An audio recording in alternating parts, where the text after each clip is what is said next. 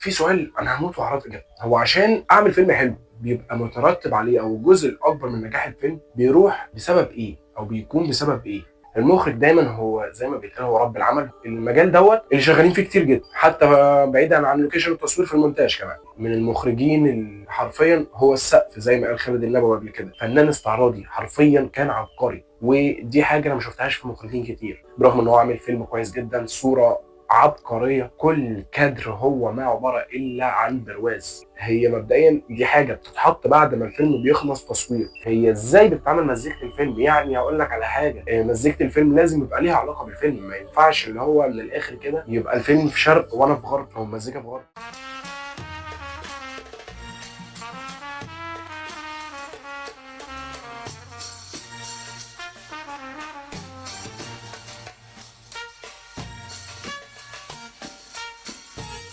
هنيجي لنفس النقطة، ازاي اجيب مهندس او اجيب موسيقار يعمل لي ميوزك لفيلم؟ على فكرة طلع بتصريح قبل كده هاني شنودة، وهو احد الناس الكبار جدا في المجال اللي ما يعرفش هاني شنودة، هاني شنودة موسيقار كبير جدا، هو المكتشف عمرو دياب، يعني عشان نقفل اللغط في كلام كتير، هو المكتشف عمرو دياب. هاني شنودة هو عمرو دياب كانت مع بدايته، ومحمد منير على فكره، يعني ده اللي مكتشف عمرو دياب ومحمد منير، فاهم حاجه؟ الافلام اللي عملها شمس الزناتي والافلام اللي عملها برضو مشبوه، موسيقى تصويريه جميله جدا. كان ليه لقاء مع منى الشاذلي بيقول فيه ان المزيكا ما هي الا كلام، جمله، هي جمله فعلا بتتقال، هو موضوع فعل وفاعل، اتنين بيردوا على بعض، اتنين بيتخانقوا بيردوا على بعض بالمزيكا. فهو بيقول ان هو مزيكه المشبوه ديت، هو لما اتفرج على الفيلم لقى ان الفيلم فيه كم تساؤلات، هل الراجل هيتوب؟ هل الحب هيغيره؟ هل وابدعت. فيلم كان كويس جدا، كان فيه شويه مشاكل اخراجيا، بس فيلم كان كويس جدا. بالمناسبه ده كان اول ظهور لكريم عبد العزيز. نيجي بقى للنقطه اللي هنستوعب بعض فيها، نقطه التمثيل. نقطه التمثيل يا صديقي، مش شرط ان الممثل يكون هو الممثل الجبار اللي مفيش منه عشان يديني مشهد او يطلع لي فيلم كويس، ومش شرط اسم الممثل هو يكون الرهان للمنتج او للجماهير اللي هو انا داخل اتفرج على الفيلم ده فاذا الفيلم حلو. خليني اقولها لك ازاي، احنا بنتناقل الموضوع باللسان مش بالعين. يعني انا صاحبي داخل فيلم فلان، ففيلم فلان ما عجبوش لوجهه نظره هو، فهيطلع يقول لاصحابه اللي هم 5 6 10 20 الفيلم ده انا اتفرجت عليه ما كانش حلو. فكم واحد من ال 20 دول يا صديقي هيروح يتفرج على الفيلم عشان يشوف صاحبه صح ولا غلط؟ ممكن نقوله من ال 20 دول واحد ولا اتنين، وبعد ما يخرجوا ويلاقوا لو وجهه النظر مختلفه هيتقال ان الفيلم لا فيلم حلو، فيلا نخش في جدال بقى مع بعض. فاصبح ان الموضوع انتشر بين ال 20، ال 20 كسب منهم اتنين، وباقي ال 20 اللي هم ال 18 دول هيسمعوا لباقي اصحابهم ان الفيلم وحش، وكأن ان هم شافوا الفيلم ومحدش فيهم شافه. ده المجال عندنا من الاخر، هي دي طريقه الفرجه على الافلام. فولا اسم النجم هيفرق معاك، ولا اسم المؤلف هيفرق معاك، ولا اسم المخرج هيفرق معاك، على قد ما انت تكون عامل عمل حلو. وفي امثله كتير قوي على كده في الدراما وفي السينما. فيلم شبه فيلم ليله البيبي دول، على قد ما هو فيلم جامد جدا، فيلم فيه مين؟ ليلى علوي، في عزت ابو عوف، محمود حميده، محمود عبد العزيز، نور الشريف، طحنه ممثلين اللي طالعين في ادوار صغيره، وكان احمد مكي وكان محمود الجندي وكان رنا غانم، كل الفيلم فيه ممثلين حرفيا. الفيلم من اوله لاخره هو كل ممثلين، او جميل راتب كمان عشان ما ننساش، الفيلم من اوله لاخره هو كل ممثلين، بس على النجاح الجماهيري ما قدمش المطلوب منه او ما عملش المرجو منه. فهي دي هنا النقطه، انت فيلم دراميا هو كويس جدا، حتى سيناريو عندي عليها شويه ملاحظات لان الفيلم يكاد يكون مش مفهوم. هنروح لحته التاليف ما نسيناش، الفيلم يكاد يكون تفاصيله مش مفهومه، مش خلينا نقول مش مفهوم، يعني مش فاهم المؤلف عايز يوصل لي ايه برضه.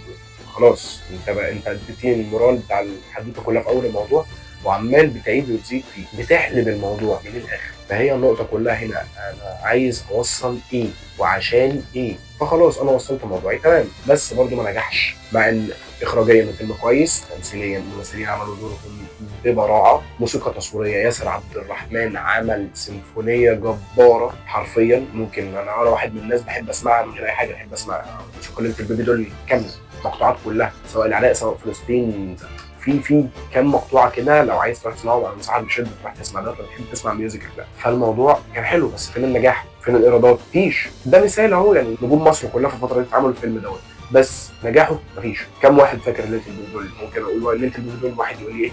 مين ايه؟ ايه الفيلم ده؟ محدش ممكن يكون سمع عنه، وممكن ما يفضلش عايش. يعني احنا لحد دلوقتي في مجموعه كبيره جدا فاكراه، بس مش شرط ان هو يفضل مكمل. هي النقطه في ديت. النقطه في ايه برضو كمثال، بما اننا ادينا مثال قليل، في مسلسل طلع رمضان قبل اللي فات، كان بطوله محمد محمود، كان بطوله انتصار، سلمى ابو ضيف، ليلى احمد زاهر. المسلسل دوت طلع في رمضان، ما حدش كان يسمع عنه، ودول نجوم مش اللي بالعاده ان انت تروح تتفرج عليهم، مش ان انت تغير مسلسل مثلا معين واروح ادور على اعلى نسبه مشاهده. لا، المسلسل كسر السيزون الرمضاني، هو يكاد يكون هو الحصان الاسود بتاع السيزون دوت، هو احسن مسلسل في السيزون دوت، مع ممثلين كويسين. هم مش نجوم صف اول، مش احسن حاجه، بس مش احسن حاجه كتقييم جمهور كشباك، مش كتمثيليا، لان هم كلهم حرفيا عملوا مسلسل جبار. طبعا مش انا اللي هاجي اتكلم وادي رايي في انتصار ولا في محمد محمود، الاثنين حرفيا خرافه، عملوا ادوار صعبه جدا وادوار مركبه مش طبيعيه، حلوه قوي وتحسها شبهها، وهي دي النقطه. فهو احنا معانا مثالين، دوت في نجوم مصر ودوت في نجوم هم مش الصف الاول في السوق، دوت عمل نجاحات جباره ودوت لا. حتى يا صاحبي لو هي بنقطه نجوم، انت عندك مسلسل بالطو بتاع عصام عمر، محدش كان يعرفه لسه وقتها عشان يحقق النجاحات دي كلها. طه دسوقي كان معروف كستاند اب كوميدي قبل ما يعمل حاله خاصه بموضوع عائلي. فهي النقطه مش نقطه ممثل قوي وممثل ضعيف، ممثل نجم شباك وممثل درجه ثانيه، هي مش كده خالص. هي نقطه ان الممثل محطوط في مكان صح، مخرج عارف يديره كويس، عارف يخرج منه اللي هو عايزه بالظبط، مش ازيد ومش اقل، شكله بقى كويس، العمل كله بقى كويس. المؤلف ما هو اللي بيديني عمل، فيلم، مسلسل، مسرحيه، هو بيديني عمل، فكره، قصه. واحنا قلناها قبل كده في حلقه من الحلقات، اي قصه عشان ابلعها انا كمتلقي هي ما هي الا بدايه وسط نهايه، هي حدوته انت بتحكيها، بس عشان ابقى شارب الحدوته ديت لازم تبقى مدعمه بكم تفاصيل مش طبيعيه. تفاصيل تفاصيل تفاصيل تفاصيل، البطل دوت وصل لهنا ليه، البطل دوت في الحته اللي انت بتعرض لي فيها البطل اتنشأ ازاي، ابوه فين، امه فين، اتعلم ولا ما اتعلمش، لو هو دكتور ومهندس اهله عاملين ازاي، ايه المواقف اللي عدى بيها خليته تبقى كده. احنا ناس بنحب تفاصيل من الاخر، يعني اديني تفاصيل انا احبك جدا، بس ما تمطليش فيها، بلاش مط في الاحداث. في فرق، وفي ناس غرقت غرقه سودا ما بين ان هم بيدوني تفاصيل، وفي ناس بتنط في نفس التفاصيل، في نفس التفصيله. انا واحد من الناس لما باجي بشتغل على دور في مسرحيه او في اي عمل عامه، لما باجي بشتغل على دور، السكريبت بيبقى مكتوب قدامي ان انا همثل الشخصيه دي، بيبقى مكتوب الكلام بتاعها. من الكلام ببدا المس بكاركتر، وببدا ابني له تاريخ للشخصيه. تاريخ الشخصيه دوت ان انا بديله سن، بديله مرحله معينه من الوعي، مرحله معينه من الاستيعاب، طريقه كلام معينه سواء ليها لازمه او ملهاش لازمه، اللي هي حاجه انا بفضل اقولها، اللي هي حاجه انا بفضل اكررها كده، حاجه شبه خد لك لقطه. حرفيا دي بقت لازمه وسط اصحابي، ان انا بيشوفوني بقول لي خد لك لقطه، رساله للاخ اللي بيقول لي خد لك لقطه. بعيدا عن موضوع الحلقه، كل ما بيشوفني يقول لي خد لك لقطه، انا ما بتضايقنيش، تمام يا عينه، ما بتضايق ما بتضايقنيش، تمام يا صاحبي. اتمنى انت هتشوف الحلقه كده كده، وهنشوف الموضوع ده مع بعضينا على القهوه، هنرجع تاني.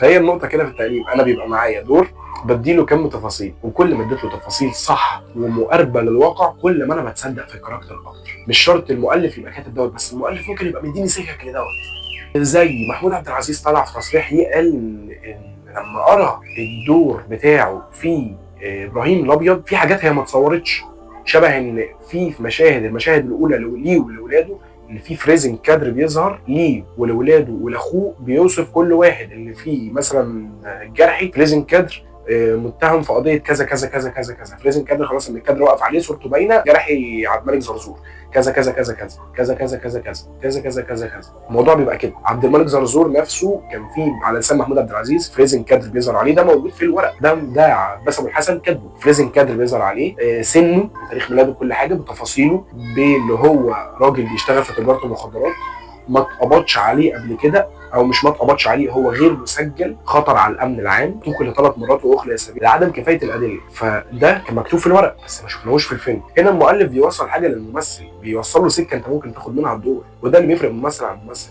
وعلى فكره احنا عندنا مؤلفين عباقره، في برضه على سبيل المثال وليس الحصر، لان مصر حرفيا ولاده في الموضوع ده. وخليني اقول لك على حاجه ممكن تبقى خناقه بيني وبين كل اللي بيتفرج على الفيديو ده في الاخر، وهي ان وحيد حامد، رحيم كمال، لا ناس كتير قوي. ومش بس احنا متفوقين في مجال الكوميديا ولا في مجال الهلس، احنا بنقدم افلام. وده اللي ياخدنا لاخر نقطة قبل ما اقفل الحلقة معاك، ان انا عندي يقين تام ان انت عندك ماتيريال وعندك خامات وعندك مفكرين وعندك ممثلين يغلبوا هوليوود ذات نفسها. انت عندك مواهب هنا مش موجودة في هوليوود، انت عندك مواهب هنا، المواهب اللي بره كلها ما تجيش فيها حاجة، احنا اللي ما بنستغلهاش صح. والامثله على ده كتير قوي، وعندي استعداد اخش في نقاش مع اي حد شايف ان احنا هنا ما بنعرفش نمثل، او ان احنا هنا هوليوود احسن مننا او بوليوود احسن مننا. اي حد بيقدم نوع من انواع السينما احسن مننا، لا انت هنا انت مش الرائد في المجال دوت، بس حرفيا انت احسن من الرائد في المجال. هو لو تفوق عليك في حاجه هو بيتفوق عليك في الصرف، في الفلوس. بس للموهبه انت هنا تغلب بكتير، للافلام انت هنا تغلب بكتير، للمخرجين للمؤلفين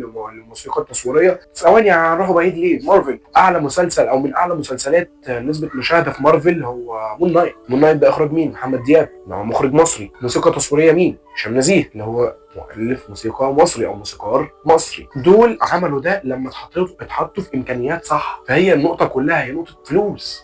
بس عايز حد يصرف، عايز حد ما يخافش ويصرف، بس حد يبقى عايز يصرف عشان يطلع الصح في البلد ديت او يظهر موهبه الناس دي، مش بيصرف عشان انا معايا فلوس. ما يبقاش موضوع باستفزاز. ولو جينا لنقطه السؤال اللي طرحته في الاول، ان انه شق من الحاجات اللي انا قلتها سواء اخراج سواء تمثيل سواء تصوير، الكلام ده كله اهم. هو الموضوع كله مهم، الموضوع كله حرفه صنعه. ما ينفعش اعمل حاجه واجلي حاجه، لان الحاجه اللي هجليها هتلبس في وشي انا في الاخر. فالموضوع كله من اوله لاخره لازم يبقى 10 على 10. مش دايما بتطلع كده، ومش دايما بتفضل صح، ومش دايما بتلفق. بس لما العمل بيبقى او بيطلع مظبوط بكل تفاصيله، بيكون ابسط ما يقال عنه عمل يخلد في التاريخ.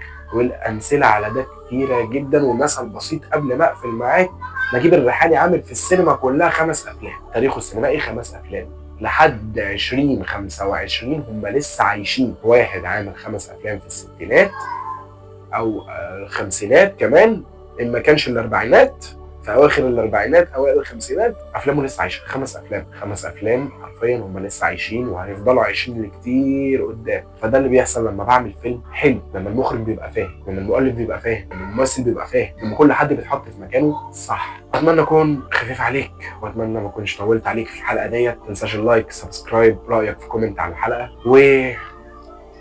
وخد لك لقطه.